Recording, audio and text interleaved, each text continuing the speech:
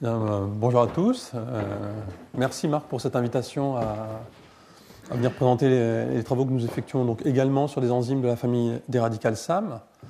Donc durant les dernières années, je travaille à l'INRA, où on s'est intéressé en fait à différentes enzymes de cette famille, en particulier donc deux enzymes sur lesquelles je vais vous présenter des travaux. Donc une enzyme radicale SAM pour laquelle on était déjà parti de l'hypothèse finalement biologique qu'elle pouvait jouer un rôle dans l'adaptation de certaines bactéries commensales à l'homme, et donc beaucoup plus récemment à l'enzyme dont Marc vous a présenté en fin de sa présentation, donc CFR, qui est impliqué dans la résistance des bactéries à certains antibiotiques.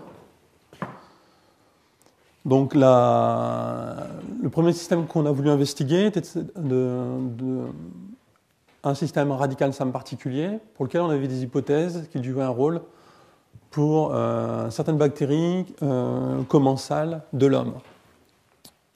En effet, nous sommes naturellement colonisés par des bactéries au niveau de nos surfaces.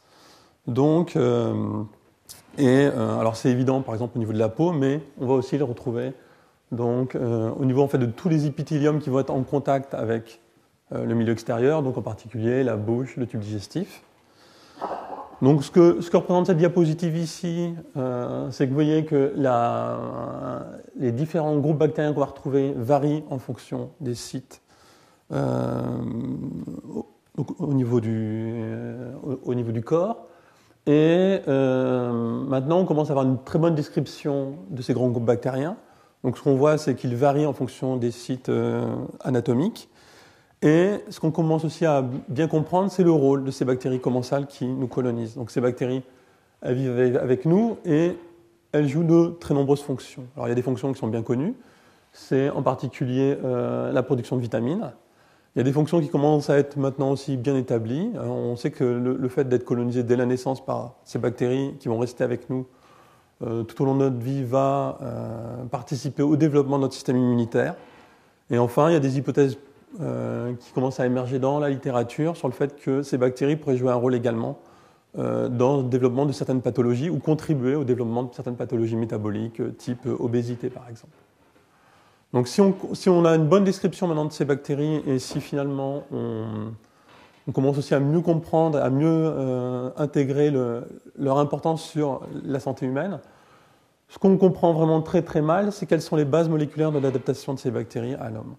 En effet, on n'est pas colonisé on est colonisé que par certains groupes bactériens, donc ça suggère fortement que c'est des bactéries qui sont là spécifiquement adaptées à l'environnement qu'est l'homme, mais on ne comprend pas bien quels sont les déterminants, quelles sont les stratégies qu'ont développées ces bactéries pour nous coloniser et pour rester donc, dans le corps humain, et quel va être l'impact finalement aussi au niveau moléculaire de ces bactéries et de leurs enzymes sur leur hôte.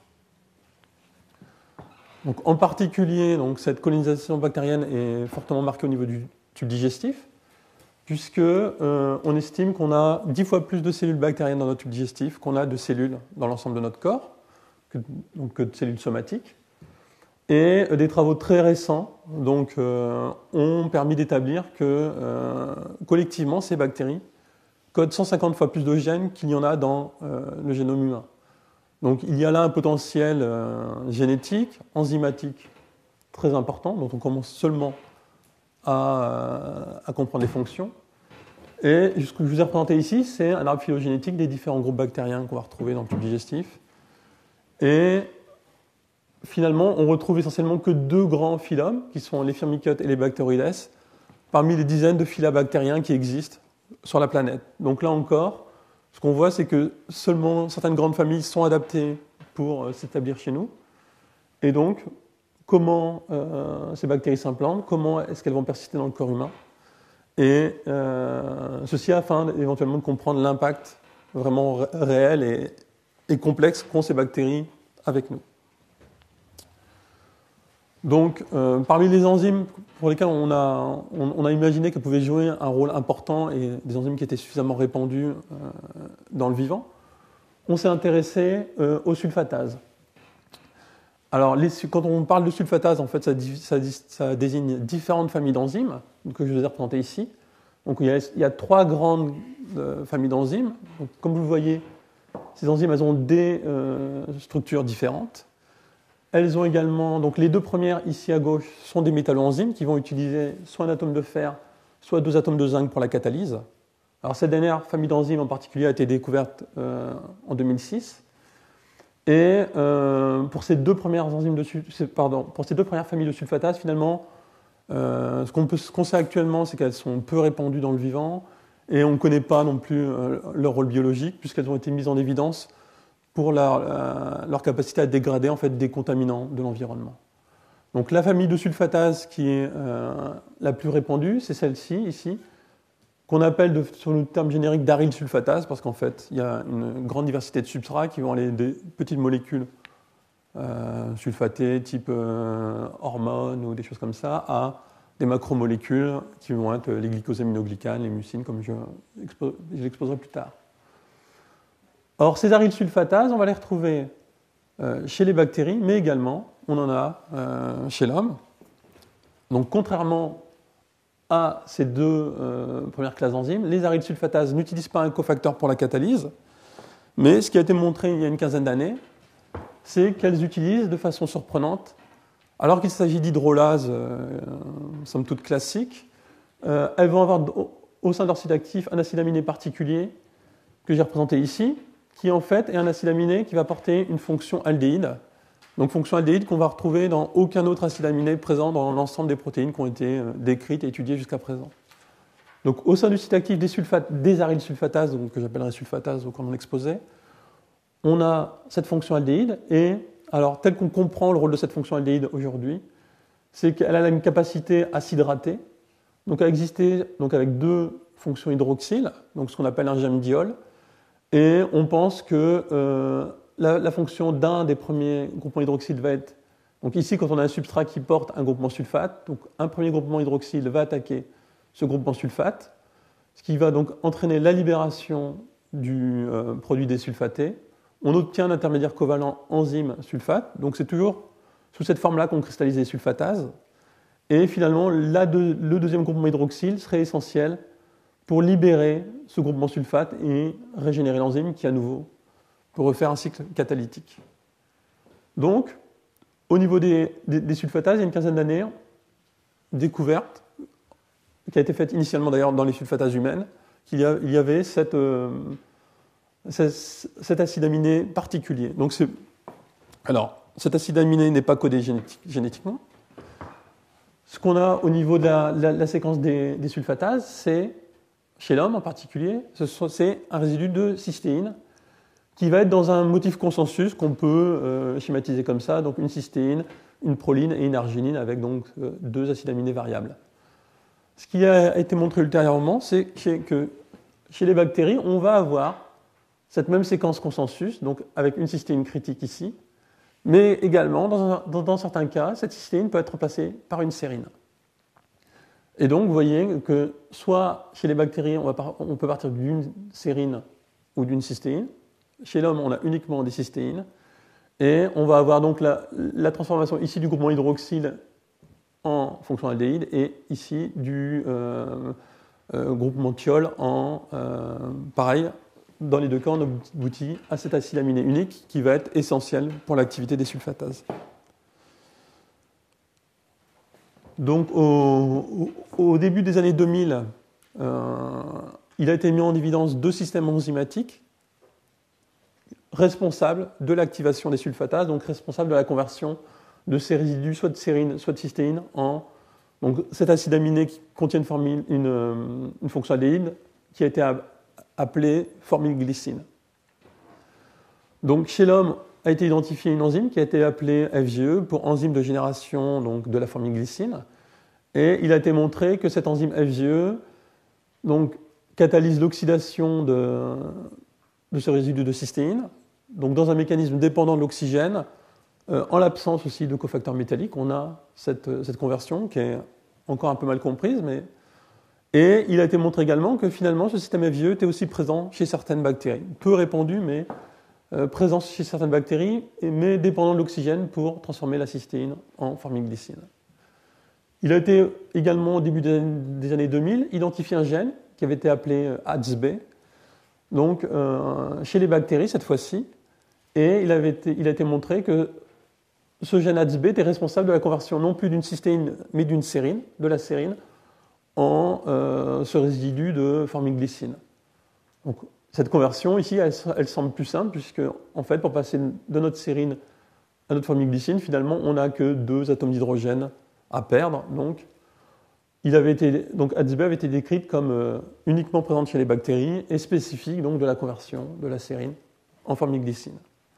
Donc, ça a posé des questions, en particulier comment finalement, donc, ce qu'on appelle les cis-type sulfatases, c'est-à-dire des sulfatases qui vont avoir initialement un résidu de cystéine, sont maturés chez les bactéries, en particulier en absence d'oxygène, puisque le FGE, certes, on peut le retrouver chez certaines bactéries, mais pour la catalyse, il a un besoin essentiel d'oxygène, puisqu'en fait, il active de l'oxygène moléculaire et pour le transférer donc, dans la cystéine. Et certes, ADS-B avait été identifié, mais comment est-ce qu'on fonctionnait pour passer de cette fonction hydroxyle à cette formylglycine? Donc ça a fait partie des questions qu'on a cherché à investiguer au cours de nos travaux. Alors le premier système bactérien auquel on s'est intéressé, c'est la bactérie pathogène Clostridium perfringens, qui est une bactérie anaérobie stricte, qui est aussi une bactérie qu'on va retrouver dans le tube digestif.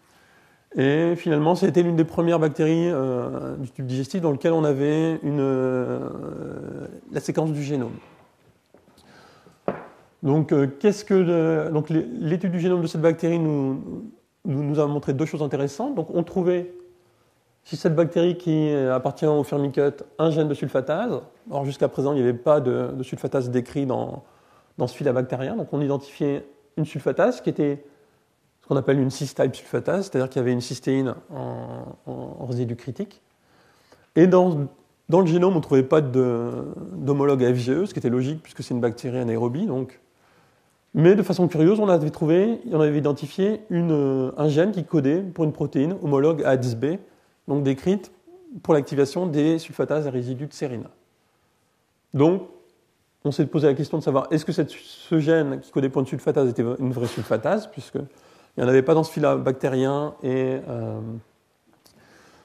aussi, est-ce que finalement cet homologue ADS-B était responsable, alors il est situé plus loin sur le chromosome, mais est-ce que cet homologue pouvait être responsable de l'activation de cette sulfatase, puisqu'on n'identifiait aucune autre enzyme potentielle de maturation des sulfatases dans le génome de cette bactérie. Donc, afin de répondre à cette question, on a tout d'abord cloné le gène de sulfatase qu'on avait identifié chez Clostridium. On a exprimé l'enzyme. On a dosé son activité sur des substrats chromogéniques simples. Donc, il s'est avéré qu'effectivement, cette protéine avait une activité sulfatase. Et ce qu'on a voulu voir, c'est, certes, on avait une activité sulfatase, mais est-ce que c'était vraiment une sulfatase à formylglycine, comme toutes les autres sulfatases décrites de cette famille? Donc pour cela, on a analysé la protéine à l'aide de différentes, par spectrométrie de masse, à l'aide de différentes techniques. Et on a pu montrer que lors de son expression chez Escherichia coli, on avait une partie de la sulfatase qui était non maturée, donc qui possédait toujours la cystéine au sein de son site actif. Mais on avait également une partie de la sulfatase qui avait été activée donc, au sein des Escherichia coli, donc par un système chez Escherichia coli qui n'est toujours pas identifié. Et afin de confirmer qu'on avait bien une fonction aldéhyde, on a utilisé donc, ici un dérivé, donc hydrazine, qui va réagir avec la fonction aldéhyde, et on a pu montrer qu'effectivement, on avait bien une maturation partielle de l'enzyme lorsqu'elle était exprimée chez Escherichia coli. Donc, on avait bien cette sulfatase, ce gène de sulfatase était bien un gène authentique et était actif quand on était exprimé chez Escherichia coli. Donc, seulement, on n'avait pas tellement progressé sur la maturation de cette enzyme.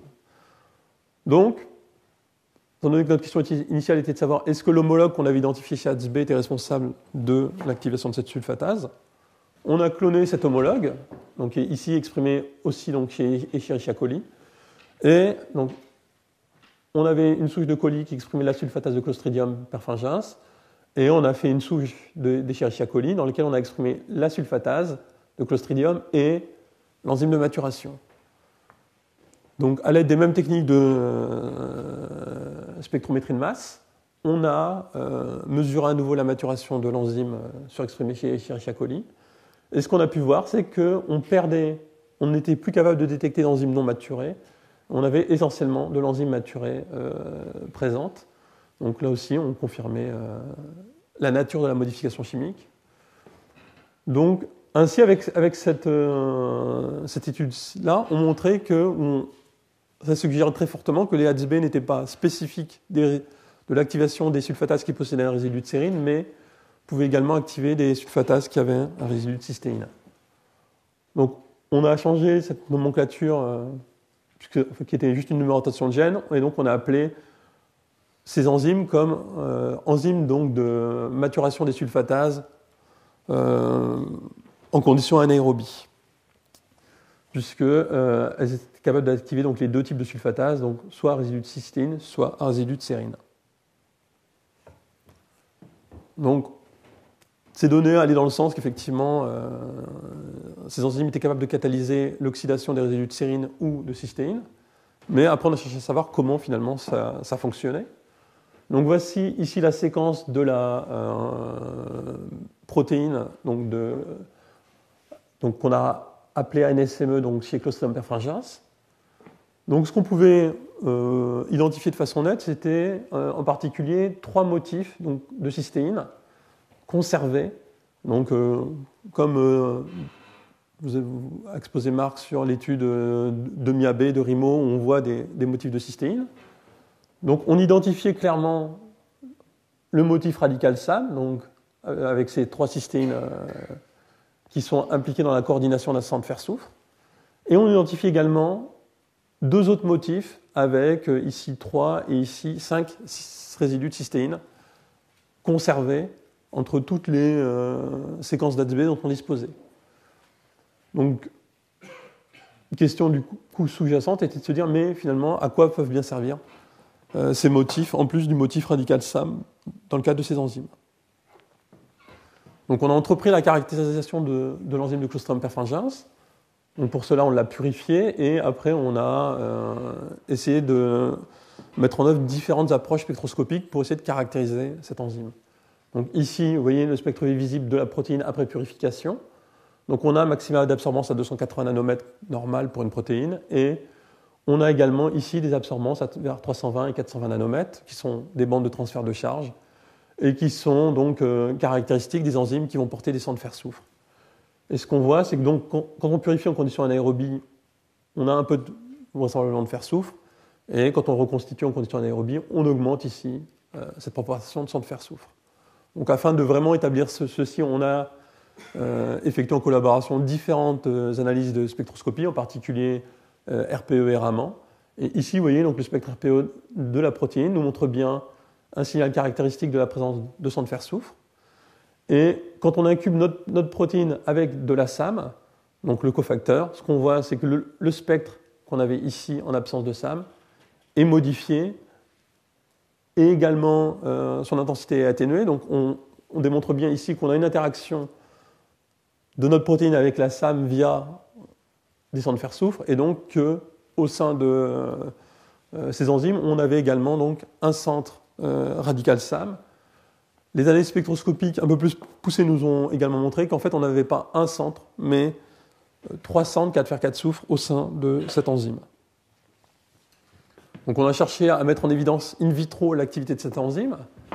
Donc tout d'abord, est-ce qu'elle était capable de cliver la SAM, donc le cofacteur des enzymes radicales SAM.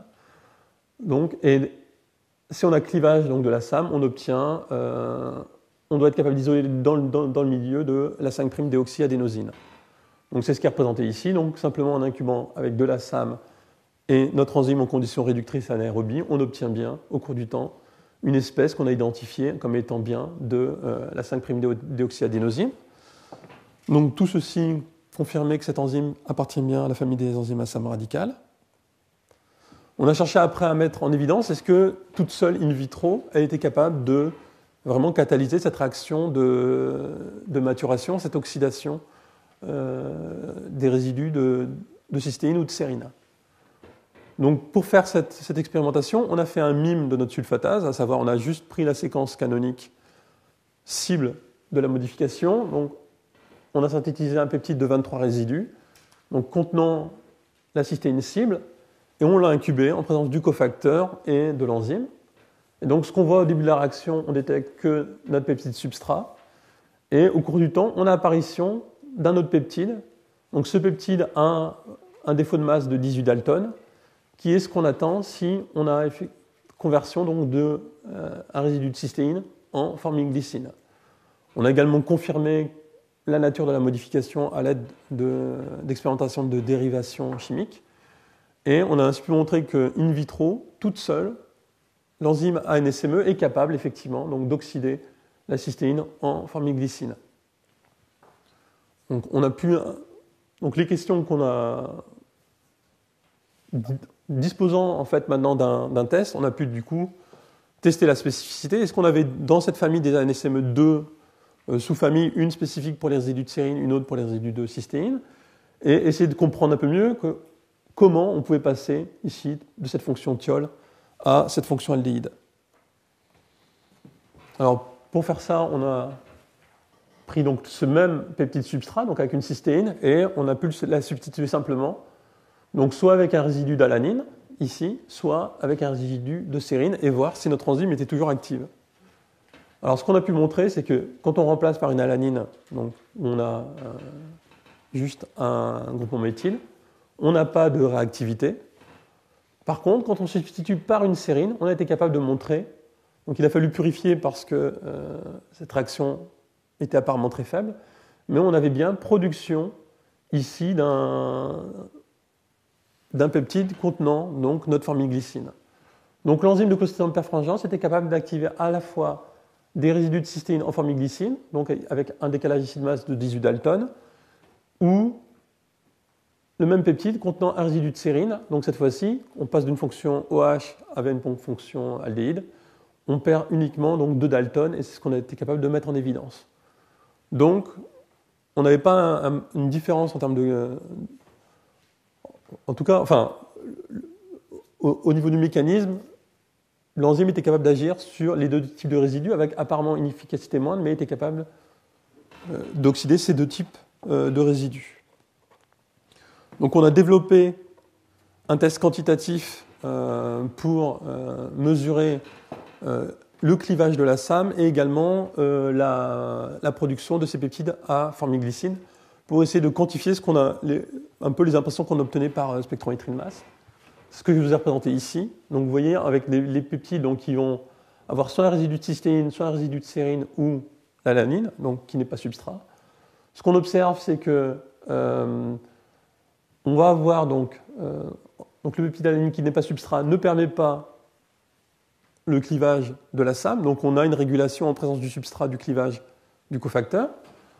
Le peptide à résidu de sérine, effectivement, on a une activité mais qui est moins bonne, et on a un couplage aussi du clivage de la SAM avec la production de formylglycine à partir de ce substrat, et donc le substrat qui possède une cystéine est lui beaucoup plus réactif, et on obtient un meilleur clivage de la SAM. Néanmoins, avec le peptide à résidu de cystéine ou de sérine, on a une molécule de SAM qui est utilisée pour produire une molécule de peptide à formylglycine. Donc, comme on vous l'a exposé précédemment, donc les enzymes à radical SAM utilisent la SAM pour générer donc, le radical 5'-déoxyadénosyl qui va aller arracher un atome d'hydrogène présent donc, sur le substrat. Donc, afin d'identifier l'atome d'hydrogène, donc, nous, notre hypothèse était que c'était un de ces deux atomes d'hydrogène présents sur le carbone ici en position bêta qui était la cible du radical à deux points généré par l'enzyme.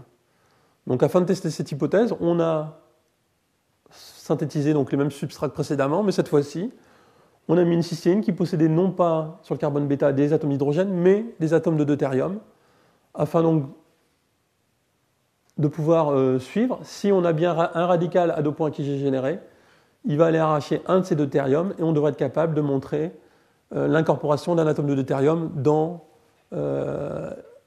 l'adénosine ici qui va être générée au cours de la réaction. Donc c'est ce qu'on a fait ici. Donc on a ici la réaction sur le peptide non marqué qui possède des atomes d'hydrogène ici en position bêta, ou donc le peptide marqué qui possède 2 atomes de deutérium ici en position bêta du carbone.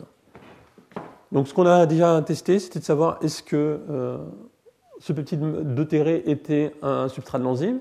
Et donc vous voyez au temps initial, on a notre peptide substrat, et ici, à la fin de la réaction, dans le cas d'une cystéine, on a apparition d'un nouveau peptide avec un écart de masse de 18 Dalton qui correspond à la conversion d'une cystéine en formylglycine.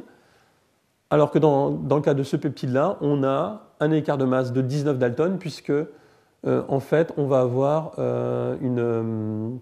ici, on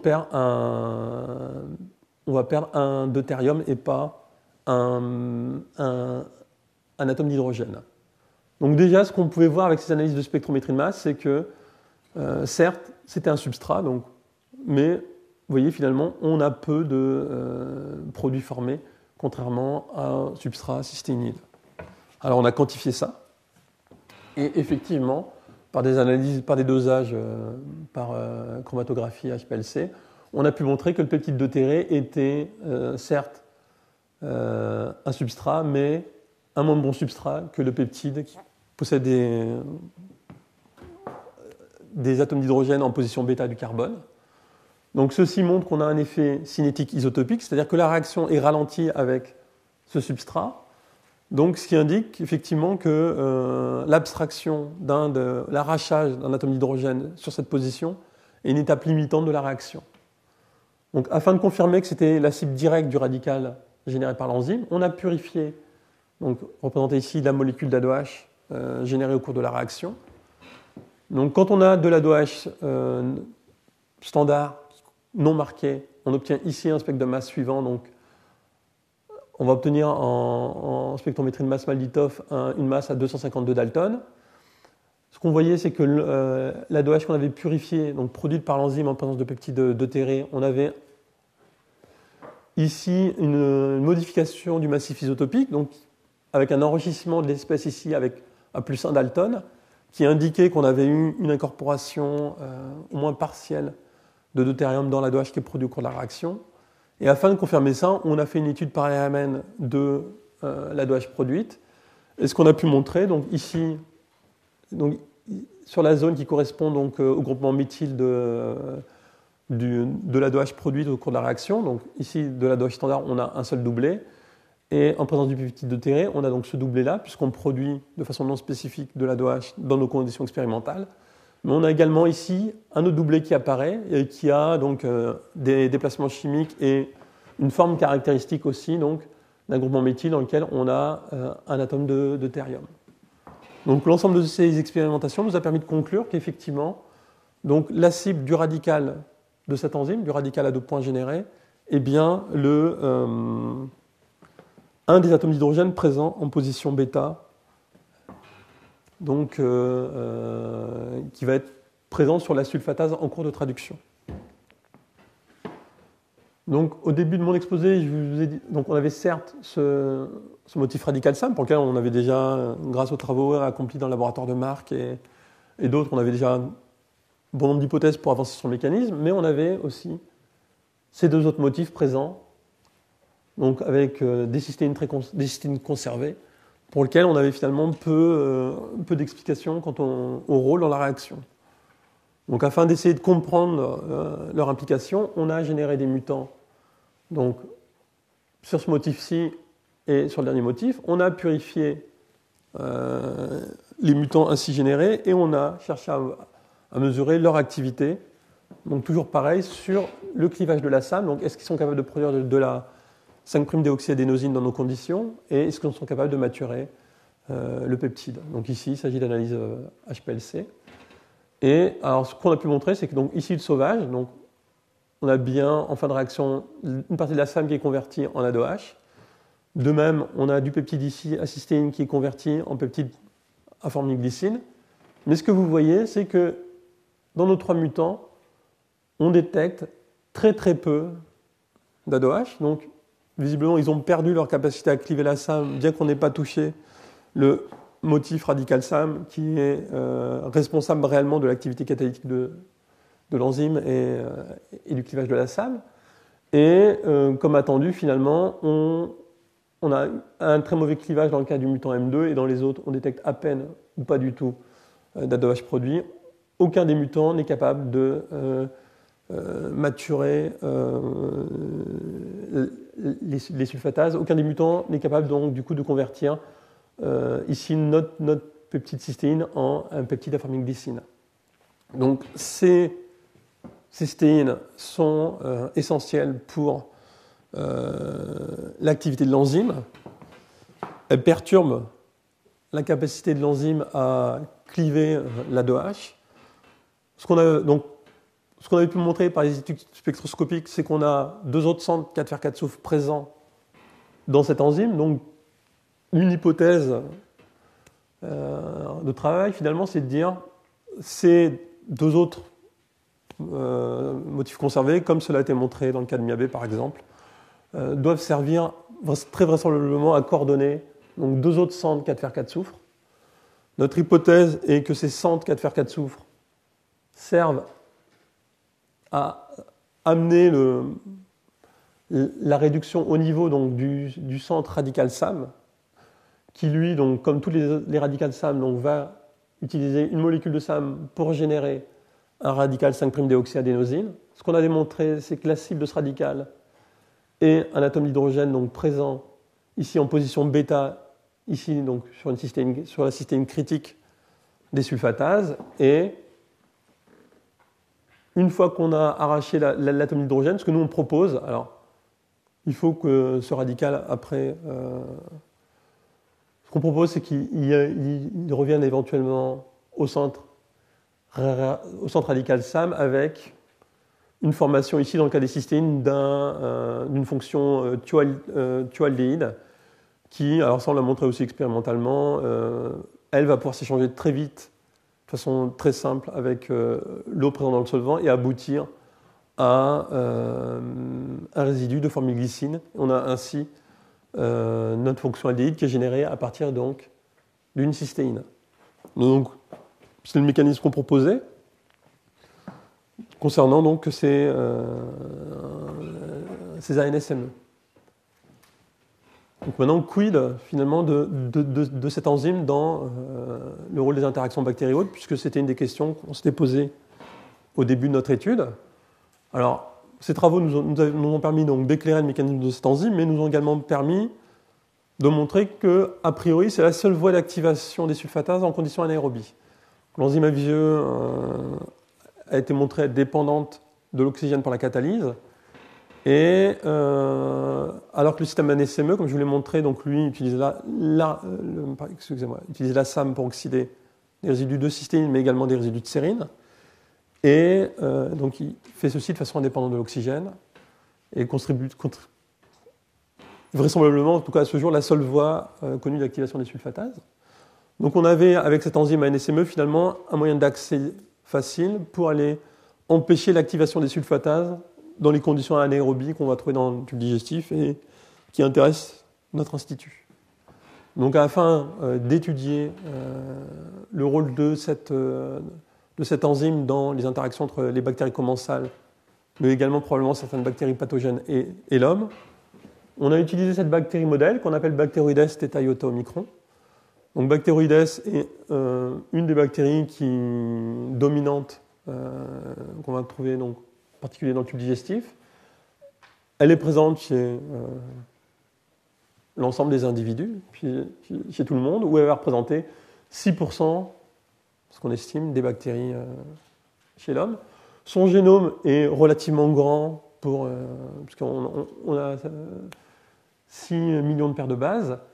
Et donc en 2003, quand il y a eu la séquence de cette bactérie qui a été réalisée, ce qui est de façon intéressante, ce qui a été montré, c'est qu'on a beaucoup de glycosidases, puisqu'on en compte le double de glycosidases qu'on a dans le génome humain, au sein de cette bactérie unique.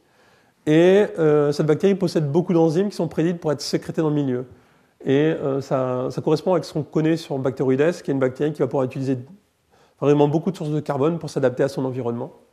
Ce que nous, on a vu également, puisque c'était ce qui nous intéressait, c'est au niveau des sulfatases, on a identifié une trentaine de sulfatases dans le génome de cette bactérie, contre, là encore, 17 seulement dans le génome humain.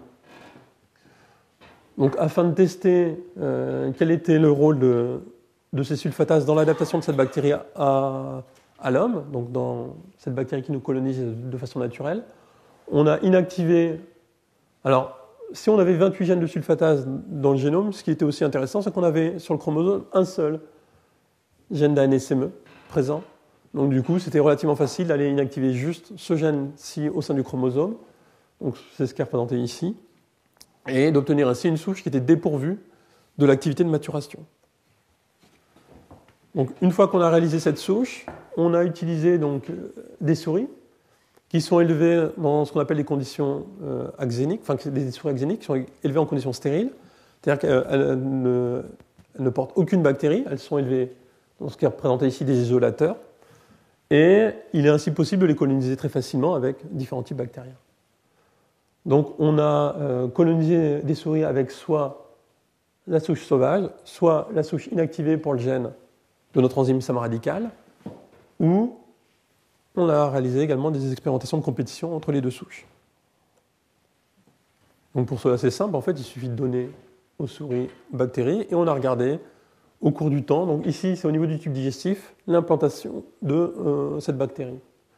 Donc ici c'est représenté en jours et vous voyez qu'en fait, donc, dès qu'on a, en fait, comme c'est une bactérie qui est adaptée à coloniser le tube digestif, dès le premier jour, en fait, dès qu'on mesure, on atteint tout de suite la densité maximale dans le tube digestif, donc on a plus de 10 puissance 10 bactéries qui vont être présentes, donc tout de suite on obtient le niveau qu'on a naturellement dans des souris sauvages. Quand on met la souche inactivée pour le gène ANSME, on a la même cinétique, où on a également tout de suite un très fort niveau de population bactérienne qui est au même niveau que le sauvage, donc la souche qui a perdu notre enzyme SAM radical, donc un seul gène sur les plus de 4000 qu'il y a dans le génome, reste toujours très bien adapté au contexte du tube digestif et s'implante très bien. Si maintenant on met les deux bactéries ensemble, donc ici in vitro dans un milieu riche, et qu'on repique tous les jours le mélange bactérien, donc ce qu'on voit également, c'est qu'on n'a pas de différence entre la souche pour laquelle on a enlevé l'enzyme SAM radical et la souche sauvage. Les deux se maintiennent à des niveaux de population équivalents. Par contre, ici, chez la souris, donc quand on met un mélange de nos deux bactéries, au bout de 24 heures, les deux souches, donc représentées ici en noir pour la souche sauvage et en blanc pour la souche mutée, les deux souches s'implantent très vite à des niveaux très forts également, comme lorsqu'elles sont toutes seules. Mais si on suit au cours du temps ce qui se passe, on voit qu'elles se sont implantées, mais finalement, le mutant progressivement est exclu au cours du temps. Alors si on laisse, donc ici c'est représenté sur 11 jours, si on laisse pendant 30 jours ceci se faire, donc le mutant va représenter plus que quelques pourcents de la population, il persiste, mais à des niveaux très faibles. Donc visiblement, cette enzyme SAM radical produit un avantage dans le cadre spécifique du contexte du tube digestif. Donc, la question suivante est de savoir pourquoi finalement cette enzyme donne un avantage pour la colonisation du tube digestif. Donc, on a réalisé différentes expérimentations de caractérisation de nos deux souches bactériennes. Donc, ce qu'on a pu montrer, c'est que la souche ANSME, pour laquelle on avait enlevé ce gène-là, sur des substrats simples chromogéniques qui nous permettent de mesurer l'activité sulfatase, on avait perte de l'activité sulfatase. Et si on faisait pousser in vitro ces deux bactéries donc sur des milieux sains dans lesquels on met une source de carbone qui est soit du glucose, soit des sources de carbone sulfaté, donc ici deux glycosaminoglycanes qu'on va retrouver donc, au niveau de la matrice extracellulaire, ou des mucines, qui sont également des macromolécules qui recouvrent nos épithéliums et qui ont pour fonction de protéger nos épithéliums. Donc ce qu'on voit, c'est qu'en présence de glucose, donc dans un milieu simple, les deux souches poussent de façon rigoureusement identique. Par contre, en présence de glycosaminoglycane ou de mucine, on observe un défaut de croissance donc de notre souche pour laquelle on a inactivé l'enzyme SAM radical. Donc, ce qu'on voit, c'est qu'in vitro, la perte de cette enzyme empêche notre bactérie de métaboliser des sources de carbone qui vont être sulfatées. Donc, in vivo, ce qu'on avait identifié comme cible, donc des glycosaminoglycanes et également des mucines. Donc, in vivo, on a réalisé une étude par transcriptomique, c'est-à-dire qu'on a prélevé donc, les bactéries qui étaient présentes dans le tube digestif des souris, qui étaient colonisées soit avec la souche sauvage, soit avec la souche mutante. Et on a regardé donc, l'expression des gènes dans ces deux souches. Donc, ce que je vous ai représenté ici, c'est les résultats qu'on a obtenus. Donc, on voit qu'on a un certain nombre de groupes de gènes qui varient entre ces deux bactéries. Certains vont être surexprimés, d'autres vont être inhibés. Ce qu'on a pu, donc ça a été fait avec des collègues américains qui avaient déjà beaucoup travaillé cette bactérie. Ce qu'on a pu voir, c'est que les gènes qui sont fortement impactés sont des gènes qui avaient été décrits comme impliqués dans le métabolisme des mucines. Donc notre conclusion globale de ce travail était de dire que finalement cette enzyme radicale SAM module certes l'expression de certaines sulfatases, mais également plus globalement d'autres gènes, et va impacter donc, la capacité de cette bactérie, donc Bacteroides, dans son métabolisme des mucines in vivo. Donc vous voyez, Bacteroides, qui est une bactérie commensale, qui nous colonise, mais visiblement pour persister chez nous, elle a besoin d'être capable de nous dégrader quelque part, donc de consommer nos macromolécules. Donc vous voyez, le rôle de ces bactéries qu'on appelle commensales, il est vraiment à la frontière entre des aspects bénéfiques, puisqu'elles produisent des choses pour l'homme, mais aussi, on sait que Bacteroides, quand il échappe au tube digestif, il va être source de pathologies, en particulier de gangrène. Et donc cette étude sur un SME nous a permis finalement de proposer un modèle intégré, où notre enzyme radicale SAM, donc à partir du clivage de la SAM, de l'arrachage ici d'un atome d'hydrogène sur le carbone bêta de notre sulfatase, va permettre d'activer notre sulfatase avec un mécanisme qu'on a pu proposer, que la présence de ces sulfatases va pouvoir être exportée ou pas, va permettre à la bactérie de répondre à des signaux de l'environnement, va permettre également à la bactérie donc, de modifier son environnement en désulfatant certaines structures et du coup en donnant accès à cette bactérie à d'autres structures. Et ceci va aboutir à des interactions complexes qui vont induire la bactérie à s'adapter et à produire, à induire des gènes qui vont lui permettre de coloniser notre tube digestif. Ainsi, donc, à partir de cette simple finalement, réaction chimique, l'oxydation de notre résidu de cystéine ou de sérine, on va avoir un phénomène biologique, physiologique, qui va être l'adaptation de cette bactérie qui va nous coloniser avec des effets qui restent à comprendre, en particulier, est-ce que c'est bien d'avoir des bactéries qui sont capables de modifier activement nos macromolécules ou pas. Ça reste donc des sujets de recherche à l'heure actuelle. Donc l'autre enzyme sur laquelle on a commencé des travaux plus récemment, c'est une enzyme donc, qui est impliquée dans la résistance des bactéries à certains antibiotiques. Donc cette enzyme, comme vous l'a présenté Marc, s'appelle CFR. Donc les antibiotiques sont, comme vous le savez, utilisés pour lutter contre les infections bactériennes, mais les bactéries, en réponse à cette pression qu'on leur met dans l'environnement, vont développer des mécanismes pour échapper à ces antibiotiques. Donc il y a un certain nombre de mécanismes qui vont être mis en œuvre, souvent d'ailleurs plusieurs mécanismes au sein d'une bactérie. Donc, par exemple, on a des pompes à efflux qui permettent, lorsqu'on a un antibiotique qui est présent, de le faire sortir activement de la bactérie pour limiter ses conséquences sur la bactérie. On a également un certain nombre d'enzymes de modification ou de dégradation qui ont été décrites, donc qui vont pouvoir soit dégrader, hydrolyser les antibiotiques pour leur faire perdre leur efficacité, ou les modifier, par exemple dans le cas du chloramphénicol, en greffant des groupements acétyles. Du coup, on perd l'interaction entre l'antibiotique et sa cible, et on a perte de l'effet. Étant donné que beaucoup de ces antibiotiques ciblent la machinerie de traduction de la bactérie, beaucoup de ces antibiotiques vont empêcher la bactérie de produire ces protéines. Donc une stratégie que les bactéries évoluent pour lutter contre les antibiotiques va être de modifier leur ribosome, donc soit à l'aide de mutations ponctuelles, soit il va y avoir des modifications au niveau de ce ribosome. Donc le ribosome, comme il vous l'a été évoqué précédemment, c'est une machine très complexe, constituée donc essentiellement de molécules d'ARN et également de protéines. Et donc ce ribosome va, à partir des ARN messagers, catalyser la synthèse des protéines, en particulier, donc, il va reconnaître le code de l'ARN messager, il va catalyser la formation de la liaison peptidique au sein de ce qu'on peut appeler son site actif, qui est donc le centre de transfert peptidyle, représenté ici. Et donc ce centre va être la cible de nombreux antibiotiques qui vont aller donc se fixer à l'intérieur ici et vont empêcher du coup soit les ARN de transfert d'être chargés, soit d'interagir entre eux. Et donc du coup, on inhibe la possibilité pour la bactérie de faire sa traduction et donc on lutte ainsi contre les infections bactériennes.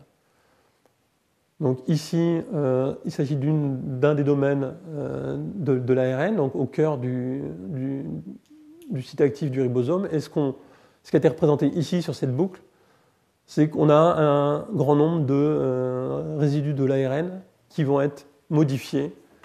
Donc ces modifications ont été identifiées des bactéries résistantes aux antibiotiques ont été identifiées. Et de façon très classique, on va avoir des méthylations qui vont être faites sur cet ARN. Et ces méthylations, juste par leur simple présence, vont empêcher l'interaction entre des antibiotiques et ce site actif. Donc il y a maintenant un peu plus d'une dizaine d'années, a été identifié donc, dans certaines espèces de staphylocoques un gène qui avait été appelé à l'époque CFR, parce que gène de résistance, donc pour le R, au chloramphénicol. Donc identifié donc, chez un staphylococcus qui était présent chez des animaux.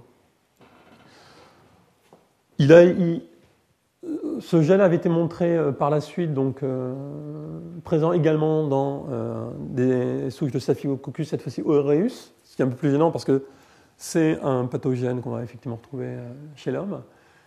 Et au fur et à mesure des études, il a été montré que certes, il conférait la résistance au chloramphénicol, mais il conférait également la résistance à toute une diversité d'antibiotiques qui, comme vous voyez, ont des structures chimiques différentes, mais qui avaient pour caractéristique tous de cibler vraiment le site actif du ribosome. Donc, en particulier, c'est le cas des linésolides, qui sont des antibiotiques de synthèse, qui ont été les derniers antibiotiques mis sur le marché. En fait, CFR apporte également une protection contre ces derniers antibiotiques, et donc a entraîné donc, récemment un plus grand nombre d'études, puisque il s'avère être finalement un gène qui permet une résistance contre un large spectre d'antibiotiques. Donc CFR, en fait, tournant des années 2005, avait été montré comme étant une méthyltransférase, comme il en existe un grand nombre au niveau de l'ARN ribosomique, puisque, comme vous l'avez montré Marc, il y a des modifications qui sont normales de cet ARN pour la fidélité des interactions avec l'ARN messager, pour la fidélité aussi de la traduction. Donc finalement, était une méthyltransférase parmi d'autres. Mais ce qui a été montré donc, en 2009, c'est que CFR donc, était une méthyltransférase, mais qui apportait un groupement méthyle ici, sur la position 8, donc d'un résidu d'adénosine, ici de 1503, donc sur le ribosome d'Escherichia coli.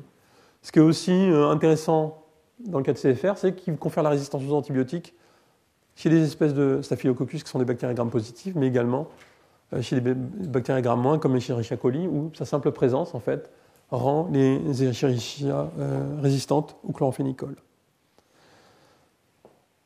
En comparant la séquence de CFR avec les gènes présents dans Escherichia coli, ce qui a été également montré, c'est qu'on a une autre enzyme qui s'appelle RLMN, donc méthyltransférase de la large sous-unité du ribosome. Et il a été montré donc, en 2008 que RLMN était également, comme CFR, donc une méthyltransférase, mais qui, elle, méthyle en position 2. Donc sur le même nucléotide, pas sur la même position, mais RLMN, elle est présente chez toutes les Escherichia coli et ne leur confère pas de phénotype de résistance aux antibiotiques. Donc le simple basculement de ce groupement méthyle de la position 2 à la position 8 donc, a une conséquence majeure pour la bactérie, c'est qu'elle devient résistante. Mais finalement, donc certes, 2 méthyltransférases, comme il a été écrit, des dizaines au niveau des acides nucléiques. Mais comment se passe cette méthylation? Puisque, comme effectivement Marc vous l'a exposé, transférer un groupement méthyle sur un de ces atomes de carbone non activés, quand un certain nombre de groupes se sont posés la question de savoir comment ça pouvait se passer, finalement est apparue la complexité derrière, complexité chimique qu'il pouvait y avoir là-dessus. Alors qu'est-ce qu'on connaît de la méthylation des acides nucléiques? Donc, c'est qu'effectivement, le donneur de méthyle, c'est la SAM. Donc, c'est le groupement méthyle ici porté par le sulfonium qui va être transféré donc, aux acides nucléiques. Et en général, donc ici, sur une ADN méthyltransférase, par exemple, donc cet atome de ce groupement méthyle va être transféré par une simple substitution de nucléophile, donc ici sur un atome d'azote ou sur un atome d'oxygène. Donc, il va être transféré de façon... Il suffit qu'il soit proche, finalement, pour qu'il soit transféré à un atome d'azote ou un atome d'oxygène. Alors, ce qui avait été décrit il y a une vingtaine d'années, c'est qu'il existe donc des méthyltransférases qui sont capables de transférer des groupements méthyles sur des carbones, donc ici, ce que je vous ai représenté. Mais pour que ce transfert se fasse, il faut donc qu'un atome de carbone ici adjacent soit activé par l'enzyme, et donc ici vient un des soufres, une cystéine de l'enzyme. On a un pont qui est établi entre la cystéine et ce méthyle, ce qui va donner un certain degré de nucléophicité à ce carbone-là. Et à partir de la SAM, le groupement méthyle est transféré, donc là aussi avec le même mécanisme que les autres, si ce n'est qu'il faut une réaction finalement un peu, on va dire, d'activation de cet atome de carbone. Donc, dans le cas de CFR, c'est vrai qu'il s'agit d'un atome de carbone donc hybridé sp2. On voit difficilement comment on va pouvoir quelque part activer avec un des atomes adjacents cet atome de carbone. Donc, la réactivité semble effectivement difficile. Donc, il y a eu une première étude biochimique qui a été publié l'an dernier dans Journal of the American Chemical Society, où des gens ont purifié donc CFR et l'analogue chez Escherichia coli RLMN. Ils ont incubé, donc, leur hypothèse était, bon, à partir de l'ARN ribosomal 16S, ils ont généré différents fragments.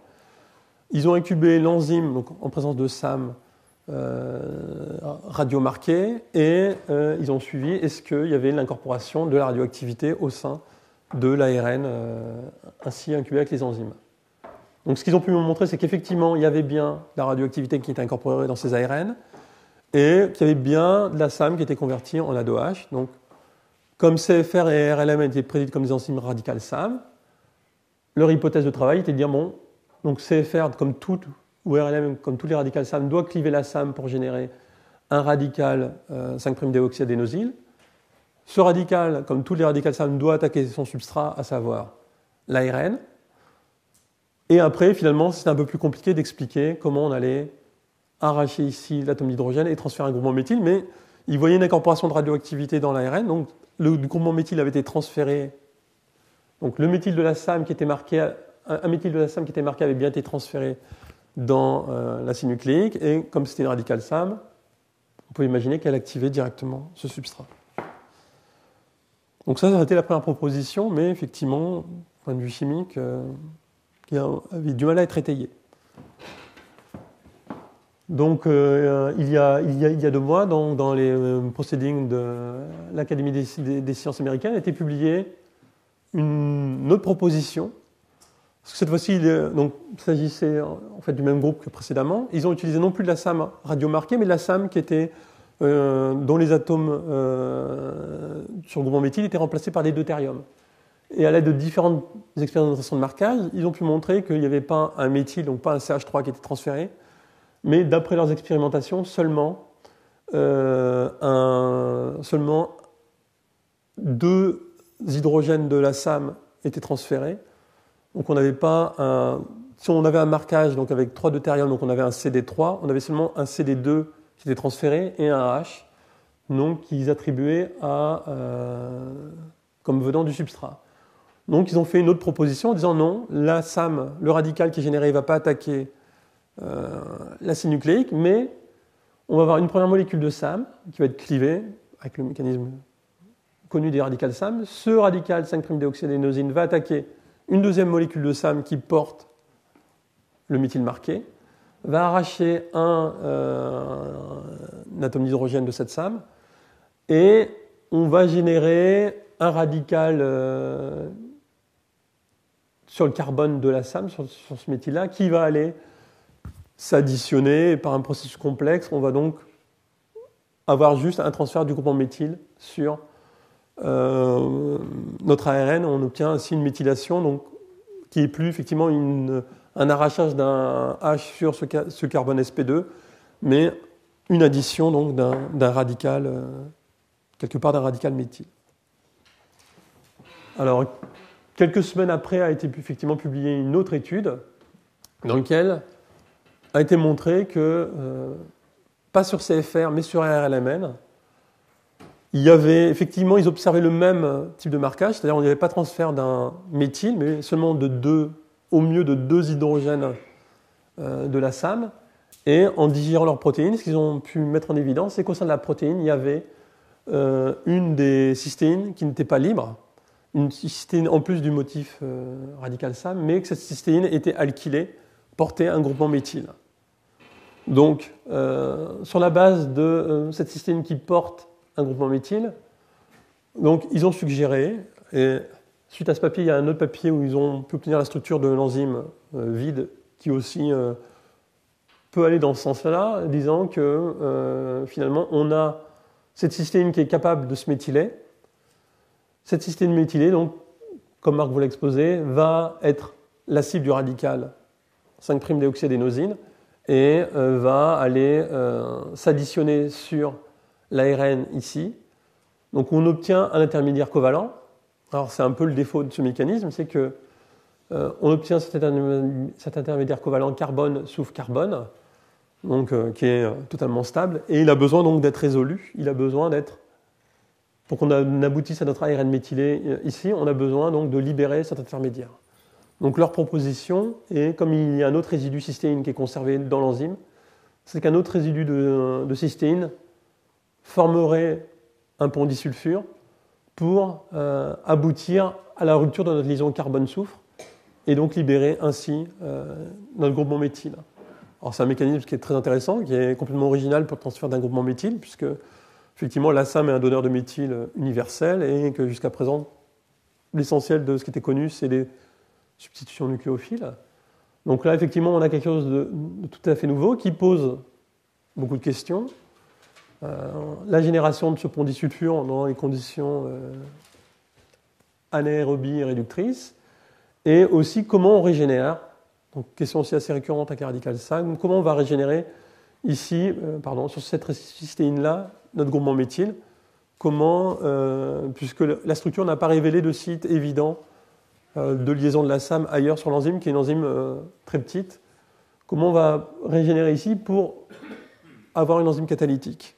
Donc ça fait partie des hypothèses qu'effectivement nous on explore en ce moment au laboratoire. Donc on a des données qui vont dans le sens clairement on a un transfert indirect du groupement méthyle, mais pour l'instant on questionne encore est-ce qu'on a vraiment un intermédiaire covalent avec l'enzyme, en particulier sur cette cystéine là, et comment en fait on peut régénérer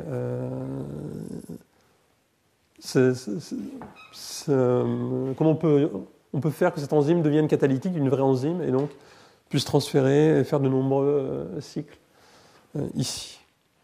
Donc, j'espère par ces deux illustrations de vous avoir montré qu'effectivement, la chimie des enzymes à sambre radicale est vraiment très diverse. Elle est en pleine expansion. On voit qu'elle touche souvent des processus qui sont, peuvent avoir des conséquences majeures. Donc ici, dans les fonctions résistance aux antibiotiques, Marc vous a exposé qu'effectivement, il y en avait également chez l'homme.